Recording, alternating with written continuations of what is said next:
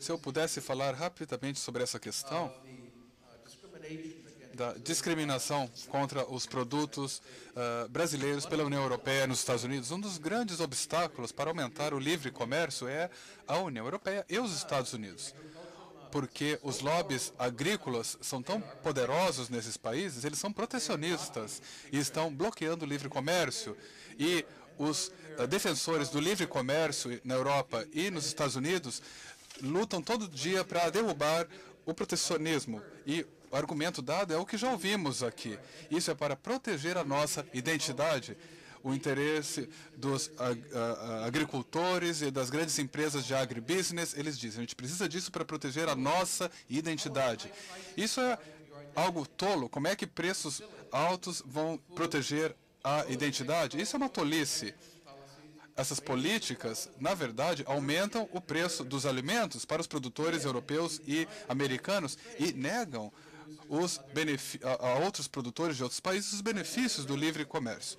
Mas eu devo também falar um pouco sobre essa questão da identidade na apresentação bastante divertida até do Ciro Gomes. A alegação para se rejeitar a identidade, mesmo na tradução, para desprezar a sua identidade. Eu rejeito isso, não aceito isso.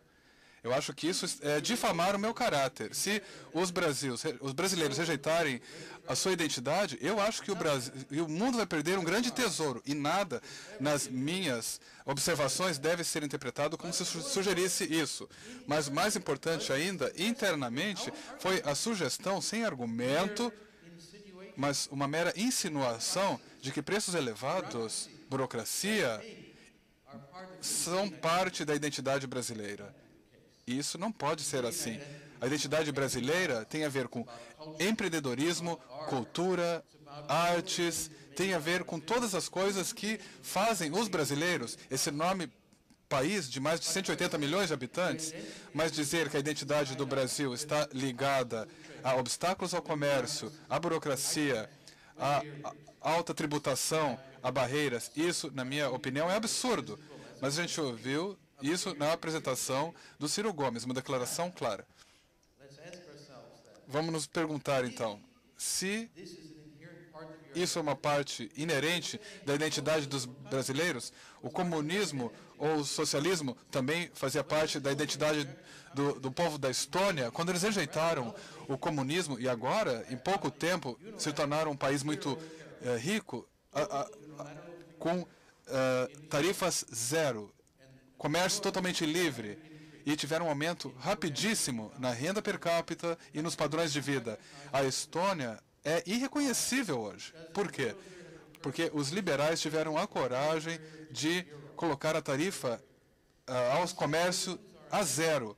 Alguns dizem, vamos perder a identidade? Não, mas eles continuam sendo estonianos, só que são ricos. Eu acho que os brasileiros podem continuar sendo brasileiros, mas brasileiros ricos.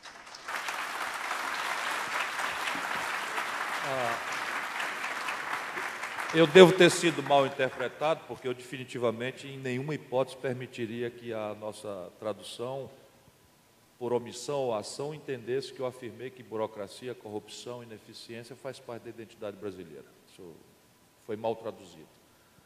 E agora eu vou falar em português, porque talvez tenha sido meu péssimo inglês.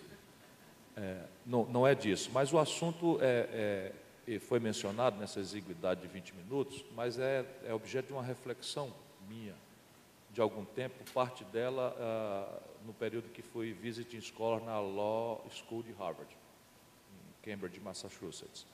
E, basicamente, a questão da identidade tem muito mais a ver com a transição, e isso é uma digressão absoluta no nosso encontro aqui, mas talvez valha como uma semente para outros momentos.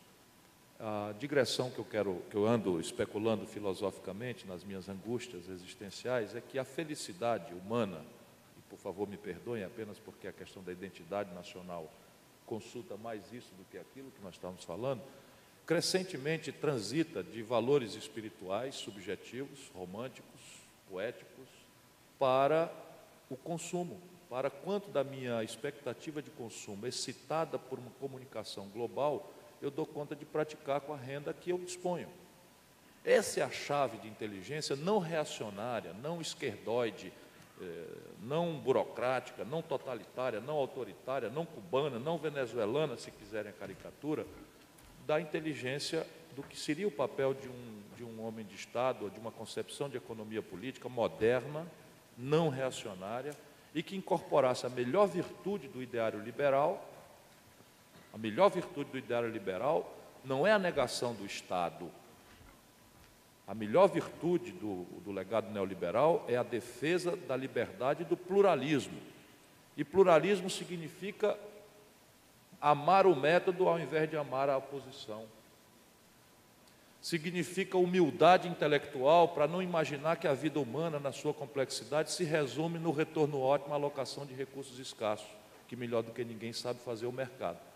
Até porque eu não sou intelectual, eu sou um operador da vida pública, decente, não tenho nenhum precedente nas minhas antecedências de amor à burocracia, detesto Estado autoritário, odeio burocracia e só falo isso para voltar aqui à reflexão.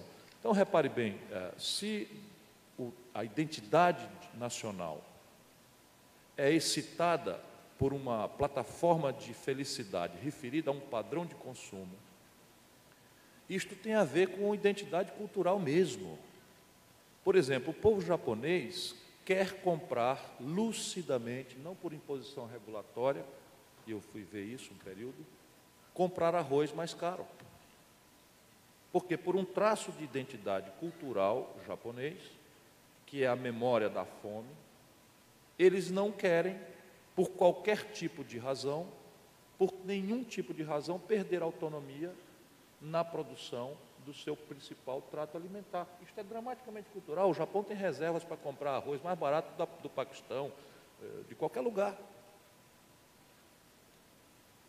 Isso quer dizer o quê? Que é perfeitamente possível, noutra dimensão, que não é esse debate aqui, nós discutimos a questão de identidade cultural e se esse padrão de consumo referido à felicidade é mesmo correto.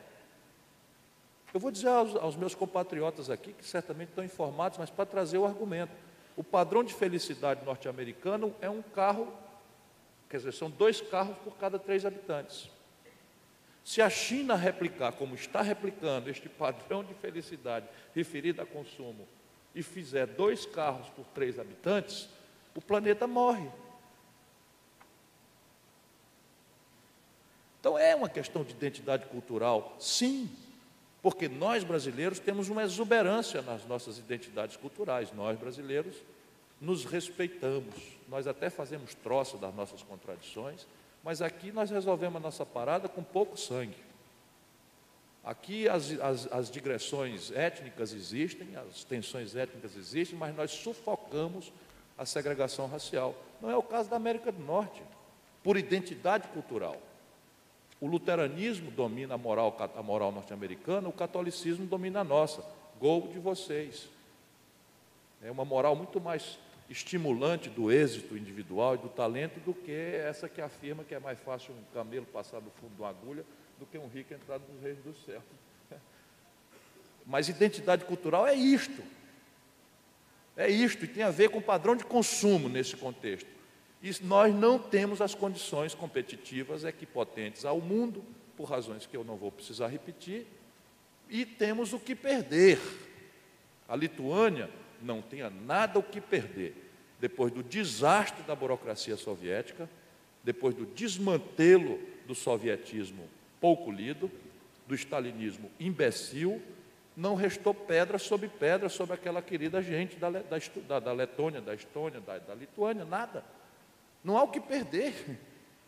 Então, qual é a tarifa externa para a Lituânia? 0. Por quê? Porque com isso eu provoco decisões de alocação, ou atraio investidores, ou abasteço a minha comunidade. Agora, eu não conheço, evidentemente, vou me preocupar em observar como é que ela vai financiar o seu passivo externo. Não sei como vai financiar o seu passivo externo, porque para a gente pagar, e aí vem a questão da moeda. Para a gente ter o padrão de consumo, tem que pagar. Bem. Nós temos alguns minutos ainda. O professor Tom Palmer já me sinalizou que quer fazer o seu comentário. Vou passar a palavra ao senhor, pedindo o máximo de brevidade possível para a gente encerrar essa etapa, por favor. Eu não fiquei surpreso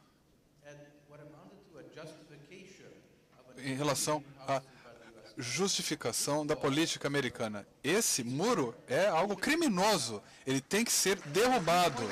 Como você falou, as pessoas estão morrendo. E você ofereceu a justificativa ao Canadá e aos Estados Unidos? Bom, eles podem ter uma fronteira frouxa, mas não lá com o México, não com o México. Isso é uma justificativa.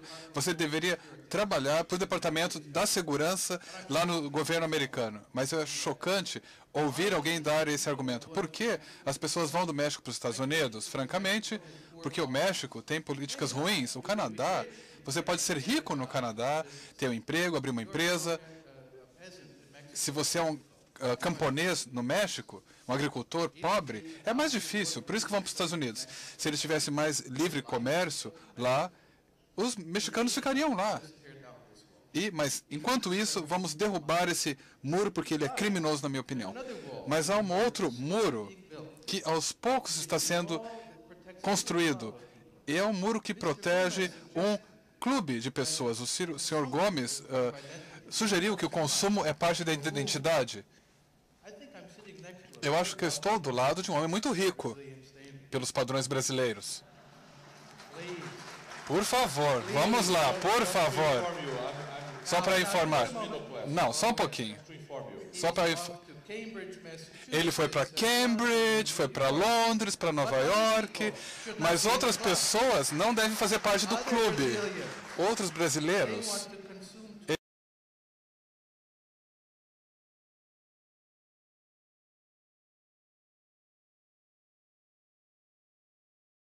eles querem consumir demais, os brasileiros querem consumir demais, mas nós, os especiais, a elite que faz as políticas, podemos ir para Cambridge, para Harvard, para Paris, para Londres, nós podemos ter esse tipo de vida.